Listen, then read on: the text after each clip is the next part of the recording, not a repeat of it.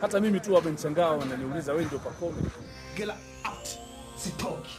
Wapo wanashangaa. Hata mimi tu wamenishangaa, wananiuliza wewe ndio Pacome. Kwa mtazamo ambavyo ilivyo ni kwamba ninaona ni kwamba hii timu ni kama timu ndogo sana kwenye mji huu wa Malawi, na tunaona kabisa hata kila mmoja anaijadili Yanga, hamna anayezungumza timu mwenyeji. Tunaona wenyeji hawashughuliki kabisa na timu yao, wao wote wapo wanashangaa. Hata mimi tu wamenishangaa, wananiuliza wewe ndio Pacome, lakini tunaamini haya ni mambo ambayo yanaendelea hapa.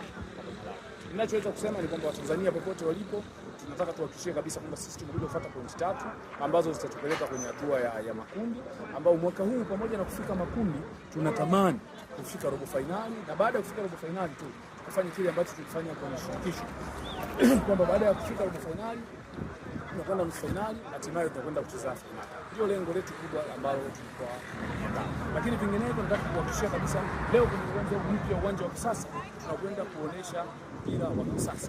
Mpira Falls tunaye, Falls tunatamba naye. Hao wanaosema si Falls atoke, si mwalimu anashika gani, wao watatafuta mwalimu wa kwao, lakini sisi kama Yanga tumekuja na mwalimu wetu Falls na msaidizi wake ambaye ni raia wa Malawi, mwalimu ambaye alipata nafasi ya kuwa mchezaji huko nyuma, baadaye amekuwa mwalimu wa timu, anakwenda kusaidia wenyeji wake kwenye mji wa Malawi. Tayari sisi tunatusaidia na tunaamini tunakwenda kuperform, tunakwenda kupata matokeo.